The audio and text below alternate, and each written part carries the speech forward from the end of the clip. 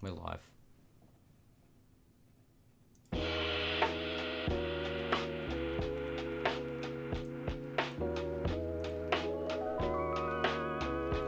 Welcome everybody to episode 242 of the You Can't Comp This NBA Trading Card Podcast. We're your hosts Adam, Amy and Russell Gibson. We're joined by Alvy from Fast Break Trading Cards. Thank you for rejoining us. It's been about a month, hasn't it, since we last caught up? Yes. You've been on some adventures, I believe. We have been. Actually, we spoke before the Oz National. So there's been the Oz National, there's been Macau. Yeah. And obviously, release. The big weekend, release. the first NBA. The official launch, the flagship product, I guess, is... The flagship, that's exactly right. Yeah, the flagship. God. So, yeah, what a weekend. Tops is here. They're back. They're definitely back. It was, I might as well start off with... just start at the bottom, man, and just work your way through it. Yeah, you have all the time you want. Let's go through it. So, yeah, Friday was release, and it was huge. It was absolutely massive. It was consistent all the way through. We stayed open until 8. Hodge and I ended up staying until about 9:30 at night. But it was just consistent the whole way through. I've actually never seen anything like it, in all honesty. So is that your busiest day at the shop so far? Busiest for NBA. Yeah. So you get busy when you get kids coming in and they go through their Pokemon but busiest...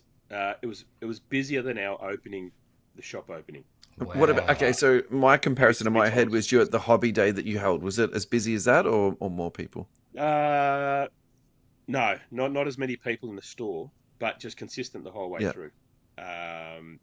Whereas that was more centered. You had trading and all that. Yep. Yeah. Actually, people come to the shop to buy a certain product. Yep. Because I think the picture I've got in my head at the moment is like the people queuing around the street in New York. No, not at all. No, so is it people queuing like down Cheltenham Road? I'm actually glad it wasn't, because it was a comfortable environment and it wasn't people waiting outside. But it was literally just consistent. Like you know, you had people at the table pretty much the whole day. That's great, man. And then but it was the volume, to be honest. Yeah. I think we've sold out nearly everything in the first weekend, which is crazy. Yeah, which is crazy. I think we might have a case of values and a case of hobby left. A couple of jumbos. Mega boxes arrive in 2 weeks' time. Yeah, so that's a staggered release. But yeah, that's look, it's a first for us because we weren't Panini partners, so we've never experienced something like that. Any Panini product in the past, we've got it from distributors in the States where we could, and it's arrived 2 weeks later. So you've watched the release happen, and then you got it in a delay. Yeah, we've watched the release happen, but not like this. Like breakers breaking, and but like you said, down at New York, there's people lining the streets, and we received a box of posters from Tops out of nowhere to give to kids and to promote the product and brake mats and they actually thought about, let's make this a bit of an event. So I think we're going to do this in the future. That's awesome. We didn't really have a big event planned for this release, but organize like a release night party. Well, Topps Chrome comes out pretty soon, and I think we'll do something for that because that's going to be that's going to be exciting. That actually makes sense, man. Yeah, sort of have it like a bit of a celebration and just to go back to that point of what you were saying about how you've never had that experience before. I think that is becoming a real phenomenon with cards at the moment, that they're super hot when it first comes out, and then even 2 weeks later, people have already moved on to the next thing. Like that, I see that momentum with breaks and cards coming out, and even eBay sales. If you sort of track the sales that are coming through, a lot of it's like Mosaic super hot for a couple of weeks, and then it's Obsidian super hot for a couple of weeks, and then it's NT for, you know what I mean? Like it's that sort of cycle almost. Yeah. So, but it's actually nice to have it at the start of the year too, isn't it? To actually have it at launch of the season. First week, That's very well timed, isn't it? You That's know, very we had intentional a too. meet. Yeah. Yeah, well, it's the way it should be, not a year after. You know, Yeah. and then chasing back. You Hoops know, should come and out the first week, and I'm assuming this is like from what I've seen, this looks like a Donruss equivalent. Is that how you describe the product? you're spot on. Yeah. I saw a couple of people talking about hoops. It's not. Not There will be a Donruss. hoops, similar style hoops product down down the track later in the year, or sorry, next year, which we'll discuss when the time comes. But this is an equivalent of Donruss. Mm. However, if you go through and have a look at the inserts that you can get, it's on a different stratosphere to Donruss. The Yeah. base cards are very similar. And I actually posted today on our social media about some of the hits, because people, we had someone in store open up a jumbo box and pull out a class of 2025 Cooper flag, and he had no idea what it was. And I looked at it first, and I'm like, oh, nice card, but let's I wouldn't know the value. Yeah. Yeah. I don't know how rare it is, and I jumped on and checked the checklist. It's one in every 3,400, 3,500 packets. It's a massive right. card.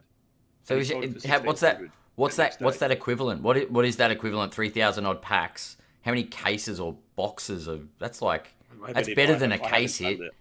Yeah, That's multiple 5, 6, cases. 7 Yeah, times case. Yeah. yeah. That's massive.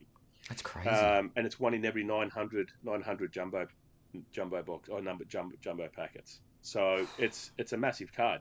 Yep. So you've got there's so many inserts. So it's actually a fantastic product. I think the more when people first open it, they see the base cards, they're like, oh, it's pretty basic. But that's what it's supposed to be. It's an entry level. It's a base card. Yeah. But have a look at some of the inserts that are coming out, and have a look at the prices they're going for, and they will go for in the future.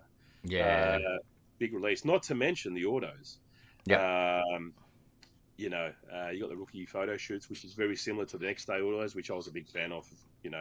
Donruss. Yeah. And that's They were pretty amazing cards out of like a pretty low end product. Yeah. 100%. So I've noticed there is some autos are on card, and then other ones are sticker. Okay. But the on card ones, they're they look fantastic, man.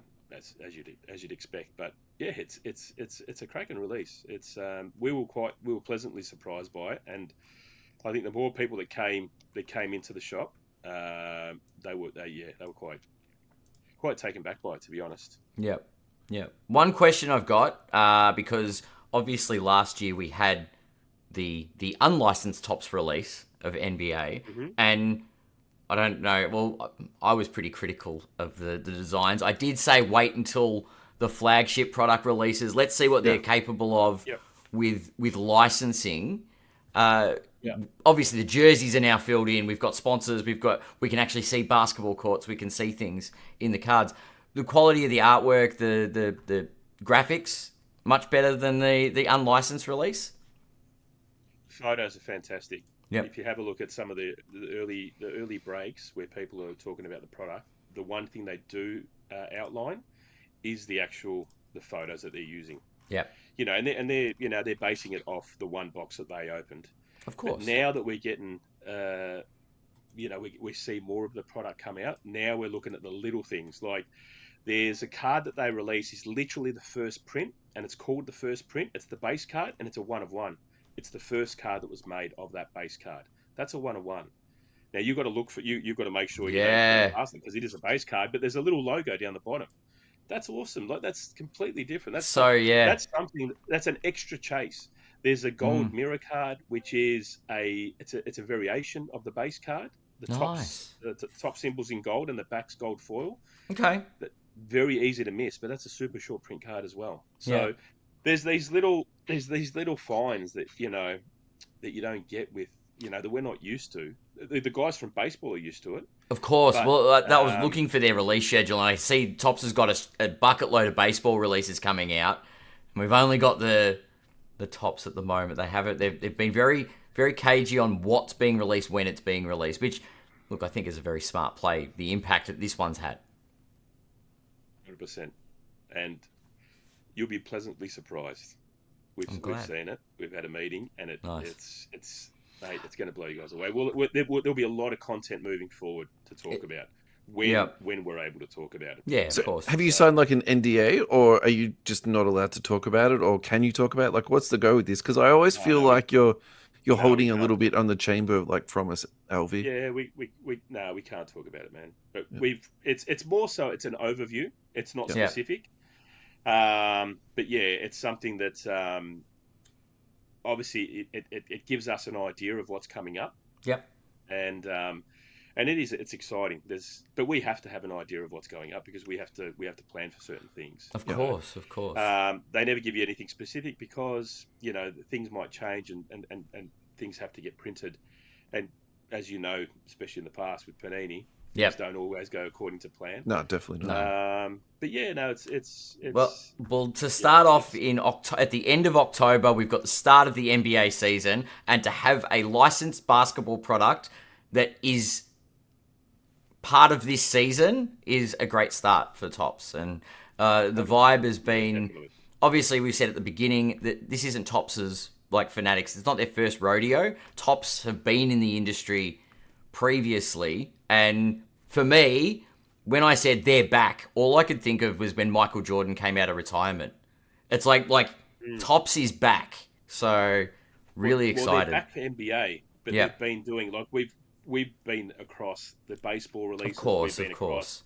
And to be honest, it's not hard to see what's going to be releasing when you focus when you've been around the baseball stuff and the soccer stuff. They're not going to change anything drastically. They're going True. to stick to what they've been doing, and they've What's been doing it working. so well. Like the Yeah. baseball stuff's awesome. Yeah. I wasn't until we opened the shop. We weren't selling baseball. We weren't big on the baseball. Hodgie loves his baseball. He knows his products in and out. Yeah. And now, being around it the last year and a half, now I'm mate, their baseball product's fantastic. We saw a little bit of it with the unlicensed release, Cosmic Chrome, Yep. Midnight, Inception, that kind of stuff. Yep. You can you could easily say that if they're going to follow the same line, that's what Yeah. you're going to be getting in the future. That's awesome. And having that as a licensed product, I think we spoke about Inception last time. It's very similar to Core King's kind of style product. Yeah. It's a really cool product. Really cool product. So Yeah.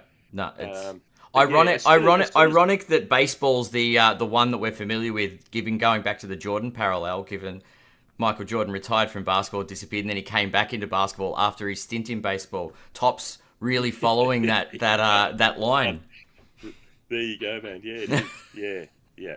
But no, they're well thought out. So every meeting, like every presentation on I've been part of the last 2 years. Yep. These guys, the guys that design the cards, the guys that make the cards, the guys that work for Topps are collectors themselves. Yeah. And that's the biggest. That's the big part. That's what I take from it, and that's what everyone has to have. You have to be heartened by the fact that these guys are actually collectors. So what you want to see is what they want to see as well, and they're putting into products. And the amazing thing is, we have when we have meetings with them, they actually listen to us as store owners as, hey guys, let's get a feel for what's going on in the street. Well, this is what's happening in the shop, and they take it on board, and that's fantastic. Yeah.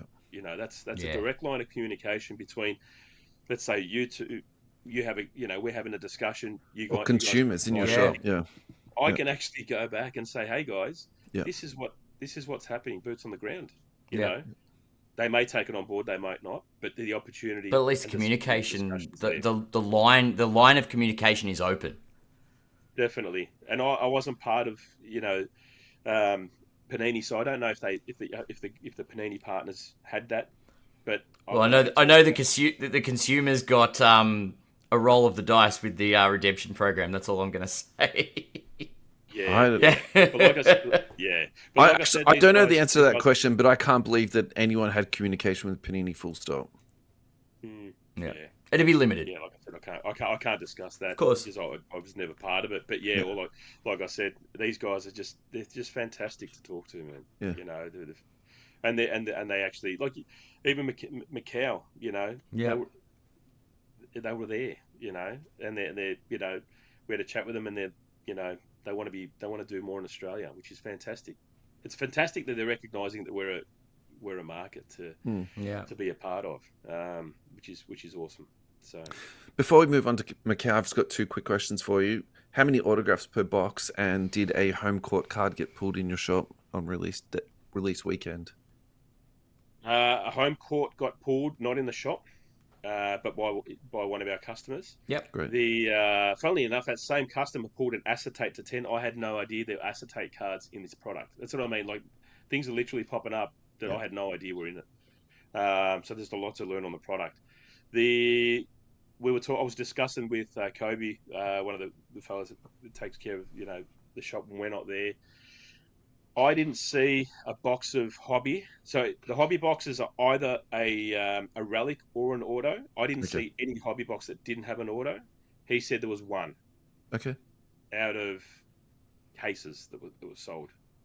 But by all means, I don't know what happened at home. But from the ones that we saw in the shop, general consensus was there was an auto. Mostly it's one autograph per box. Yeah. Yeah. In the jumbo boxes, there's a guaranteed auto and relic. I saw jumbo boxes that had 2 autos and a relic in the boxes. Yeah, right. So, and we've seen this across Topps products.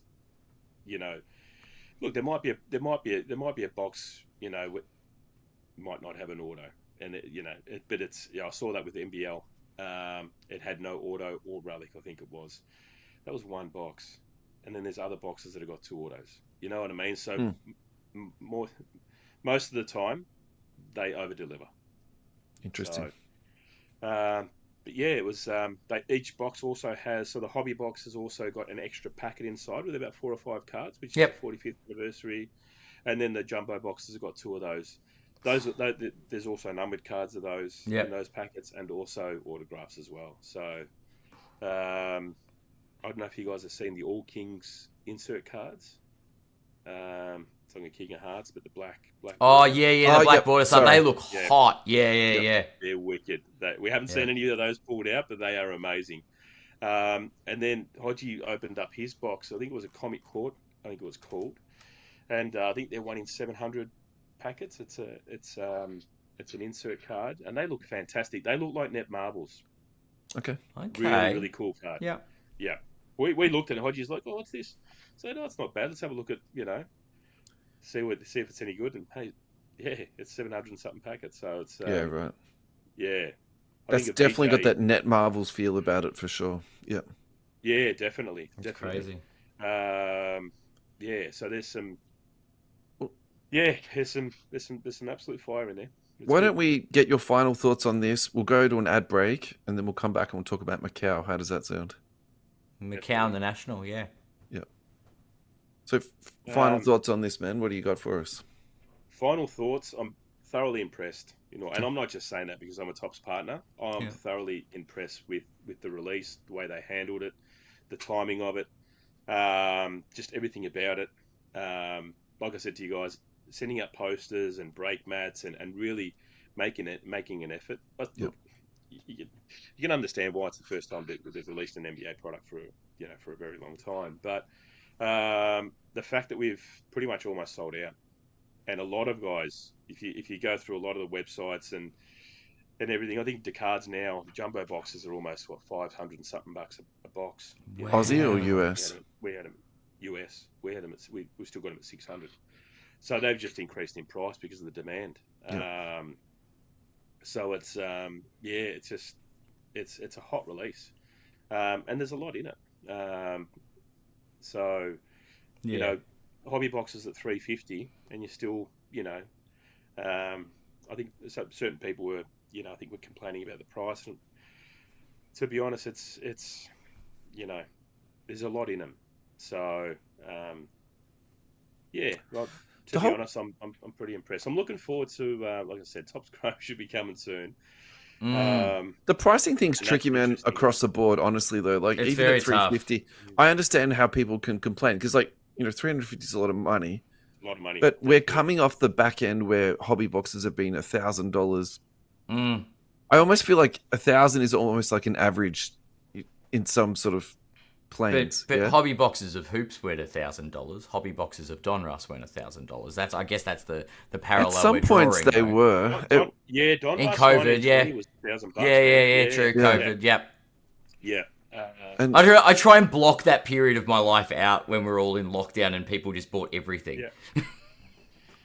Yeah, but they're pretty consistent. Like even some, they were. The 1920 product was pretty good for players. They ranged from $250 to $350. To be honest, the hobby boxes they didn't Yeah. start off at $350. Pre-order prices were $250 to $300.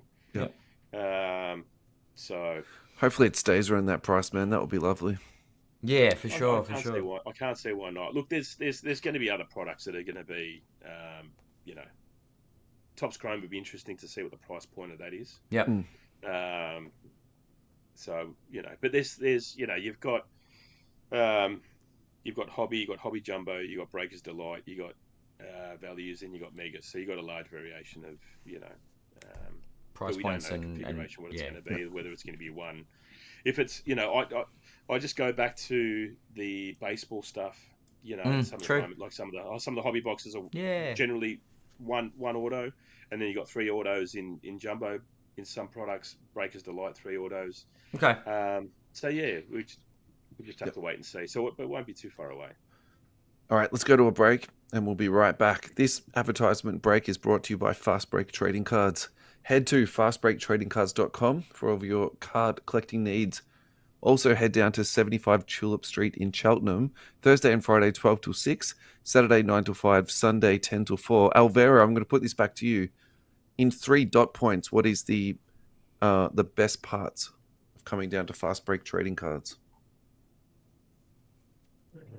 Well, I had a discussion with someone. You might see me sipping the water.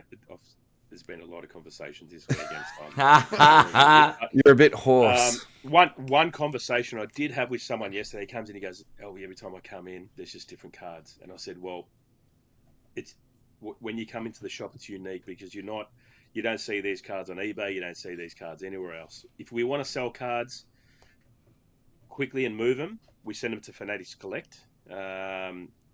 But the rest of the stuff stays in the shop, man. So nice. That's unique. It's something that you're not going to get anywhere else. Yeah. So, yeah. Sorry, what was the question again, Russ? Just 2 things that you think is great about your shop. Or 2 more things, I should say. Yeah. It's a one-stop shop. There's grading, there's consignment. You can buy singles, you can trade singles, you can sell your cards. We've got a wide range of products, ranging from One Piece, TCG, Pokemon, and then we've got all sports. Also memorabilia. Aussie market can't get a hold of Fanatics product. You come to the shop, Elby, I want this jersey, mate. I'll see if I can. I'll ring the rep and see if we can get it for you. If we can, let us know, and we'll bring it in. Great. So yeah, and the third main point would probably be education. I think it's very easy to buy online. You can buy a box online. You can open it up. You don't know. You got to do your own research. That's it. You come in the shop. You open in front of other like-minded people. If I don't know what something is, I'm sure there's someone in the shop that'll tell you what. And if not, we just look into it together. Yeah. But it's the conversation, education, especially with new collectors. We've got a lot of people coming in that are not specifically related to the hobby, but are becoming part of the hobby. And that's what I say to the guys when they do these shows. Bring in flyers, because most of the people that come into the shop will not be on your Facebook pages seeing. They're not on your Instagram. They're locals of the Southeast Melbourne community that come into the shop, and we're educating. That makes a whole lot of sense. A year and a half later. Year and a half later, we've still got people coming in. Hey, I was a collector in the 80s and 90s. I want to get back in. All right, where do we start? So, and that's what I love about it, because it's, old magazines, what the prices were in 1994, early 2000s, and what they are now. And goodness gracious. Yeah, so to piggyback on what you're saying, as someone that's been down to the shop a few times, I can say that the best experience is the people. Both sides of the counter. Like, everybody's always happy for a chat, learning about new cards, Like, I came down to the last trade day to learn about Pokemon. And the amount of people that just were happy to speak to me, that just wanted to engage and talk about their stories and their experiences with cards. You don't get that in the online space. You get that in the in-store space. So you guys should be really proud of the community you've developed in that area. And I travel from the CBD, the city, to come out and see you guys, because that's something you just don't get everywhere. Appreciate it, man. And we'd love to build up. I think we do really well with what we can get our hands on when it comes to Pokemon. For sure. I must admit, I've got to give props to Hodge because he spends a lot of money building up the Pokemon stuff that we've got in the shop. And from a limited amount that we get from distributors, like we don't get much because we're not a play center. So play centers always take priority. Of course. However, what people don't realise is we might not be a play center, but I'd say half of our customer base are Pokemon collectors, which is why we have to then go above and beyond. Getting as much singles as we can. To have for people to come in, and that's the beauty about your local hobby shop, because it's important for people to come to sell to us rather than us trying to find product. If it comes to us, then we can put it into the shop. So it goes both ways. 100%. So I think, but what Topps does is they prioritize your LCS. You know, having a local card shop. There's nothing like it. There's nothing like it. Definitely, without a doubt. Yep. You can have all your online stores, but there's nothing than physically going in, hanging out with people, watching sport, ripping a pack, and just talking about cards. Like that's what we did as kids. That's what the hobby's all about. I say we end that advertisement there, but I just want to segue and just dive into a bit more of what you just said. So you believe that Topps are actually going to try and preserve and actually give priority to hobby shops. Is that what? Can you cover that? Yeah. They outlined that a year and a half ago. Okay. Mm-hmm. Because that was something I didn't get the feeling was going to happen. It seemed to me like breakers were going to get the feel, and online people. And look, that I think because of the way Fanatics was so aggressive in certain areas, I guess early last year with the overlap with Panini, it was more of an aggressive takeover and showing Panini how it's done. But I think the movement to the, and you're talking about the launch, like the physical product, the promotional stuff you got for the launch. But Alvaro, I'm not too sure that everyone got allocation though. Like, so for example, in Australia, not every hobby shop has got allocation, have they? No, because there's only 6 Topps partners. Right. Yeah. So how are they going to maintain all the hobby shops then? Because those Topps partners then, so prior to when Panini, we couldn't get Panini from anyone. We had to get it from the States. Yeah. Most guys had to get it from the States. Yeah. So it's a similar thing. They just partner with different people. You can't partner with everyone though.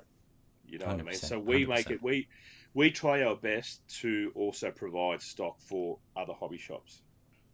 So if put it this way, if Topps wanted to not prioritize card, they wouldn't have distribute. They'd literally sell everything off their website.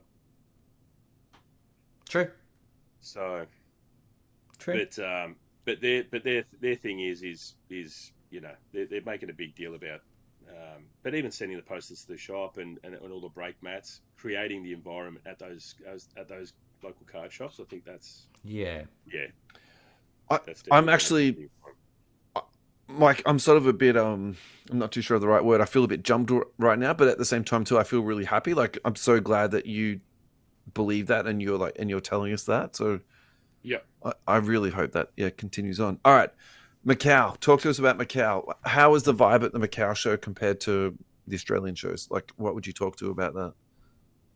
Macau's, how do we explain it? The biggest cards that you'll see. Okay. Money. Yeah. Massive deals going down. One of the main differences, when we get to a card show in Australia, we're there about 7 o'clock in the morning. We got there about an hour before start time, about 9 o'clock, and guys were still setting up at 11 o'clock. but it goes till 8 Wow. o'clock at night. Oh, okay, so it goes later. Like it's not a 4:30. That's an 5 Asian o'clock, thing, though, yeah. isn't it? Like they're not early starters. They're kind of like mid-morning to sort of like brunch, lunchtime sort of retail opening, isn't it? Yeah, that's right. Yeah. So even when we were in Hong Kong, things were open until about 10 o'clock at night. They weren't Yeah. open until about 10 in the morning. Yeah. Okay. But yeah, you're right. That's it. That's the culture. Yeah. But mate, it was just dealing the whole day. It was crazy. We were dealers, so we didn't really walk around as much as we did last year. We were more focused on what we were doing at the table. Yeah. We did see some massive cards, huge cards. I think there was a couple of guys. There's a few guys from Australia, which was great to see. And they reckon they did really, really well. So. What's the space like there? Like, is it? Yeah, is it's it massive. So bigger than one whole yeah. side is. Yeah, one whole side is. I don't have the figures. So that's something I probably should have looked into. That's okay. But I can probably get the figures for you next time. But Just make up some numbers, man. We don't fact check on this show anyway. It's okay. Oh. There's always going to be someone that will. I'm sure someone will correct us. Yeah, there's one side of just all tables, and the middle of the show is all activation. Okay. You got PSA, eBay, whatnot, Panini, Tops, Fanatics, and then last year they had the table spread out on both sides of the venue. Right hand side this time they had they just had tables for breaking, so that side was actually quite dead this year. From what we could see, all the action was on the table side. So even the guys live deals. So it was all live dealing. It wasn't about the online presence. Yeah. No, it was just, mate. It was So if they spread the tables on both sides like they did last year, they'll have more people walking through the activation zone. So that's probably something we'll have a chat with them about as well, just to spread it out a bit. But it's huge. Like the money that gets around there is unbelievable. Yep. The cards that are there are phenomenal. So if you're going to go there, you've got to make sure take some big cards, because you're gonna be moving them. I think Josh Roth was. I saw his. I suppose he goes, man, some of the biggest cards you'll see. So it's insane. I think he did a video on YouTube as well. It was actually some big cards getting around. So much bigger than Australia, but how about in comparison to the States? Say the National. So. The way I look at the the Macau card show, anything Panini era, to current, that's you got 1-of-1s, Nebulas, Logo Man. Okay, wow.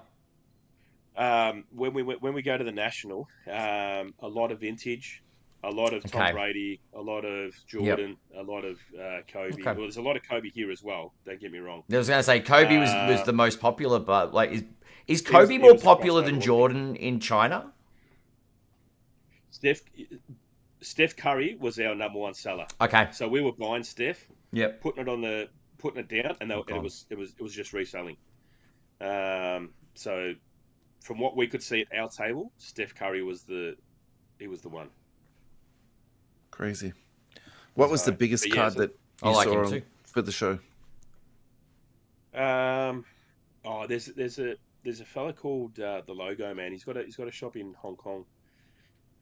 And he had an activation, and it's literally just Logo Man. And then he had the whole set of Eminence Kobe autos in a frame. And it was huge. I don't know how many there are, 30 or something. But it's just ridiculous, man. That's insane. So did he go with security, or did they supply him with security? Like, how does it work for something like that? To be honest, man, it's Macau. You don't. There's people there, but it's not as if it's tight security. Like it's not packing them. Mate, where are you going to get to? The Venetian is so big. You pretty much got a shopping centre the size of Southland in the hotel. It's massive. It's trying to contextualize it all. Yeah. Well, in that hotel, the Venetian where they had the show, they also had the preseason game. The Suns versus the Nets in the actual hotel. So they've got a basketball stadium in the hotel. What's a stadium? They obviously have shows and so forth. But Wow. Just yeah. that's how Okay. big this place is. It's Like big you enough to absolutely host go a like, basketball game and a card show on the same weekend. Yeah. and you've still got a shopping centre the size of Yeah. our second biggest shopping centre in Melbourne. It's huge. It's massive. You're selling it, actually. That would sounds pretty great to go to. I thoroughly enjoy it. It's just awesome. The vibe's fantastic, mate. Yeah. Everyone's just friendly and mate, it's a fantastic vibe. So I, we'll check out.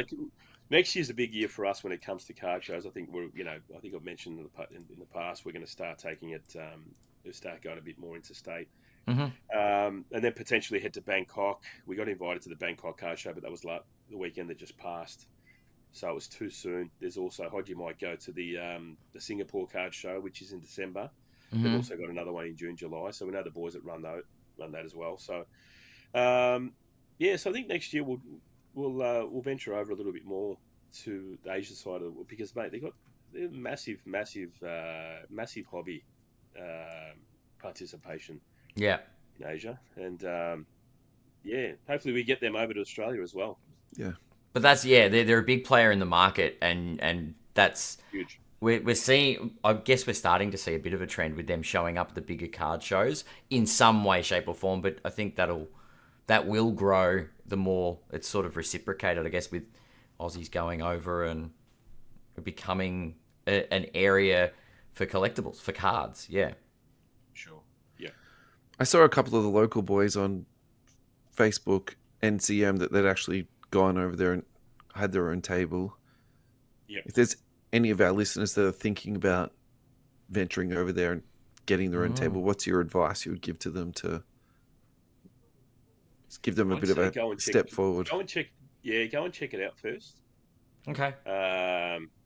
And then, which is what we did. And I'm glad we did, rather than just venturing over without kind of sight unseen, because you do get a feel for what you need to take, where to stay.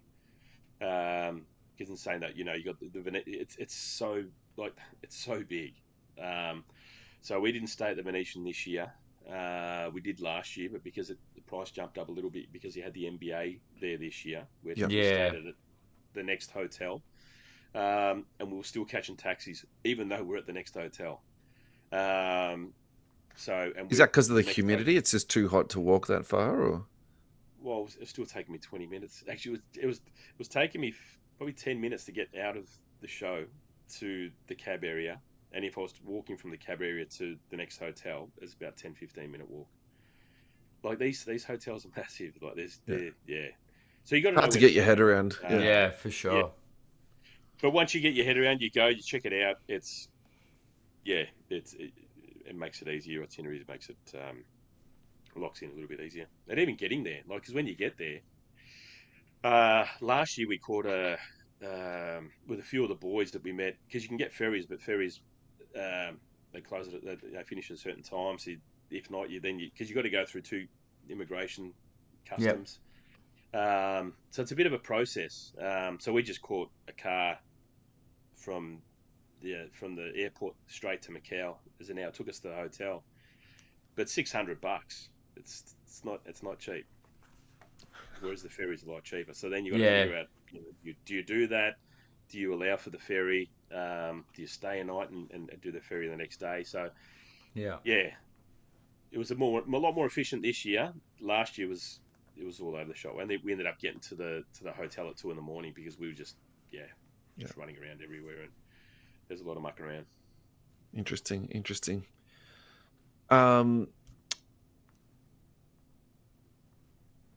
What's one story or moment from Macau that you'll probably hold on to that memory forever? Sticks out. Yeah. I think without a doubt, look, it's got nothing to do with the card show, but we did get invited by Tops with all the other Aussie partners that were there, and some of the guys from Asia. We were lucky enough to go to the NBA game, and it was, we were 2 rows back from the floor, and Sohaji went all fangirl and high-fived a few of the players while I was when I was filming. But it was, mate, it was awesome. It was. This is. So when I said to you when it was mentioned before, they're prioritising relationships. That's what I'm talking about. You know what I mean? It's just those little things that they're doing. If they're buying you row C tickets, that's man. They didn't have to. You know No, what I mean? no. They got us at the show. They got all the Asia partners together. And so they're creating a real camaraderie, which is what I love, because we now know the guys from One Collectible in Singapore, and we spent time with them from Bangkok, and we know the guys from China, and we met them last year, had a beer with them this year. Awesome. It's literally becoming a close working relationship with our closest partners, which is the Asia region. So when I say they prioritize, this is what I'm talking about. Like they're really making a concerted effort to build a team that's gonna Well, it sounds like a positive vibe throughout the whole community. Yeah, You know what I mean? It sounds like they're really keen on the experience, not just for the consumer, but for those that represent their brand. Definitely. Yeah. Because then it relays into the product itself. Yeah. You know what I mean? Yeah. Into the experience. Like, they didn't have to do what they did at Collect Fest with the activation. No. But we asked, and they said, "Yeah, let's do it." You know what I mean? And they're keen to explore the options again to do the same thing and create that experience. Because that's so what you saw at Collect Fest is what you see in some of these bigger shows. Those kind of activations where you can bring some of the basketball players, or some of the local sports stars, and they can meet the people that come to the shows, and get some autographs for the kids, and so that's what you want to build. Yeah, for sure. You want to build on that experience. Oh. Anything else you want to talk to us about Macau? Just give it a bit of an open floor. No, I think we covered it all. You happy? To be honest, if we actually, it's a bit boring to talk about because we were dealers, so we were literally the whole time. You were just at the stand doing deals. You're at the stand and you're willing and dealing. So I think I gave you an overview of general overview. I think if we went back as customers like we did last year, I could give you more stories because there was a lot more to talk about. But I just look, to be honest, I just can't. If you ever get the chance to go to a card show outside of Australia, go to the Macau Card Show. Okay, it's just easy to get to. All right, I've got one. I've got one for you. Is there anything you learnt as a vendor in Macau that you would bring back here to do at, say, the National or a Collect Fest or a hobby hangout? Yeah, we already did. We did last year, and that's why we did Collect Fest. Okay. Yep. So we. So even though we weren't vendors last year, we did get a good idea of how we should do things, and we brought that back. Excellent. So if anything, we brought what we do in Australia to Macau this year. Yeah. We just set up a table, put some cards out. Hey, let's deal. Let's go. Yeah. Okay. Yeah. Awesome. So we got all our IP last year, and we brought it to Australia. So, excellent. But what I'm keen to explore next year, in all honesty, apart from the smaller shows, I want to see what they do at Fanatics Fest, because that's next level. That's gonna be a customer experience. Like, there's nothing like that. So we'll probably plan to go there next year, and whatever we can bring back from there, I think then we may be tight to the year after. Yeah, and so their focus was more like as an experience, as an event. Like, they had lots of celebrities there, and they had like, you were using the word activations before, but I think from what I saw of the Fanatic stuff, like, that was the true definition of an activation. It's actually you go there and you participate in an activity. And the other thing they were talking about too with Fanatics is it was so successful. Basically, they're going to extend it out. Like, there wasn't enough time to get everybody through to look at everything. Like, that's how much entertainment they had there. So definitely, and have a look at all the celebs that went through there. It was crazy. True. It's next level. They're obviously back in a big way here, but I think there's certain things that we can potentially take from what they do over there. But and maybe you can still bring like B grade Aussie celebrities there. I still think people would be interested in that. But this is stuff. It doesn't have to be Tom Brady, or Dwayne Wade. Like, in Australia, we had You got Dyson Daniels, you've got Josh Giddey. There are Australian Probably in the personalities. States. Yeah, sure. But if they're in the off season, yeah, that you if it was can the run off here. season, Yeah. you'd be able to get those guys down But for sure. Yeah, You've just got to time the show Correct.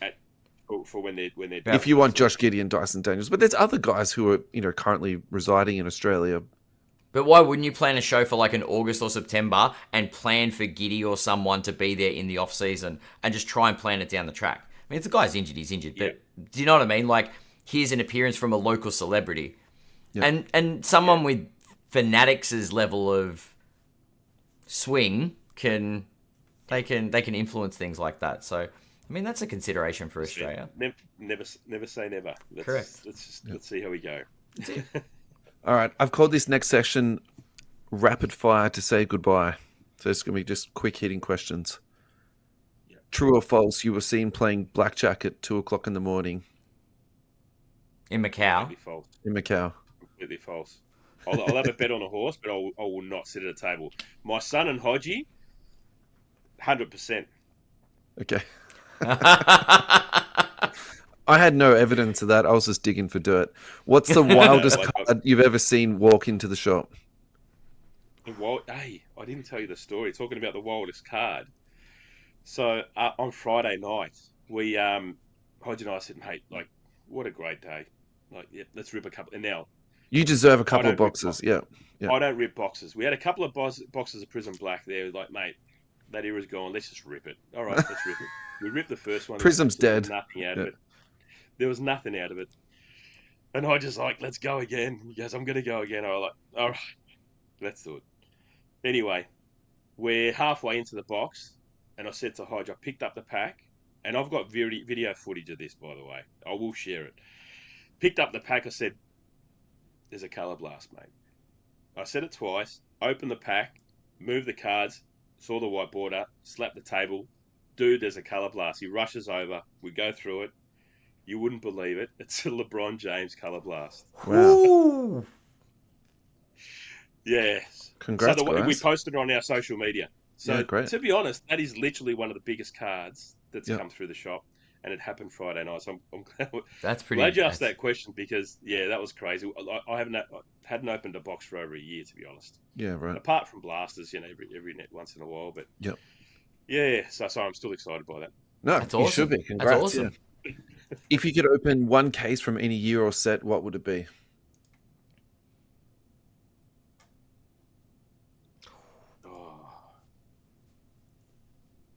That's a really good question. You know what? I'd like to find, and I'm not going to go, you're not going to go, too far in the past, but I wouldn't mind opening Contenders 1920 to see if I can find some of those Kobe autos, those last final year Kobe autos. Because I think that they mean a bit more. You know what I mean? That's the last on card Kobe auto. Yep. I'd like to good answer. Great answer. Yeah. I saw a green shimmer at the National about 2 years ago, and I was like, it's just such a beautiful card. Yeah. And they only come out of retail, those ones. I just wish I had the money at the time to buy it. That's right. That's a hindsight thing. Hindsight, right? Yeah, well, you could have just bought Kobe autographs for like a couple $100, 12 months, 2 years ago, right? Like, definitely. But that just for a bit of, that'd be fun, I reckon. Yeah. What song would be the soundtrack to a busy day in the shop?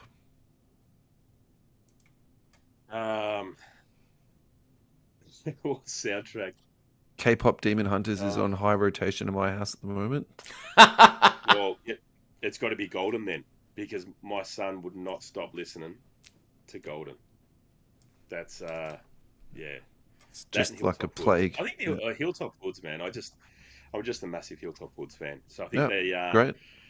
The song that we did our video to on opening day was Hilltop Hoods. So anything Hilltop Hoods. Nice. That's us. Yeah. What's your favorite player to collect? It's still Kobe White. Wow. And Giddy. No, it's always been Josh Giddy's always been my second. So my biggest PC is Kobe White. We're 2-0 this year, so very nice. I'm loving what you're doing. I've got both Giddy and White in my fantasy NBA team, so I'm hoping for big things. Yeah. Yeah, I hope White doesn't come in and disrupt what's happening at the moment because True. Trey Jones is doing well, and Ayo's doing well. They're actually playing with cohesion. It's actually nice to see. Early days. Thank you so much, Alvaro. We would love to have you back on the show again, and we've got more questions to ask you that I think we should hold in the tank for next time. And yeah, no worries. Really appreciate your time and everything you've done for us. Hopefully, next time we come back, even if we want to do something, just during the week or whatever it may be, for a quick 10 minutes. Yeah. It'd be great to talk about when, even before or after the release, but Topps Chrome. I'm so excited by it. And if there's anything anyone wants to know, or any questions that anyone might have, also maybe after release, because we don't get much information until the product releases. Yeah, for sure. So I can provide a lot more info now than what I could last week. So I'm glad we did this week rather than last week, because there's a lot more information. You tell us when the schedule suits, and we can work around that. It's easy. Yeah. Well, I'll let you guys know if we do anything special for that release. Love to have you guys there.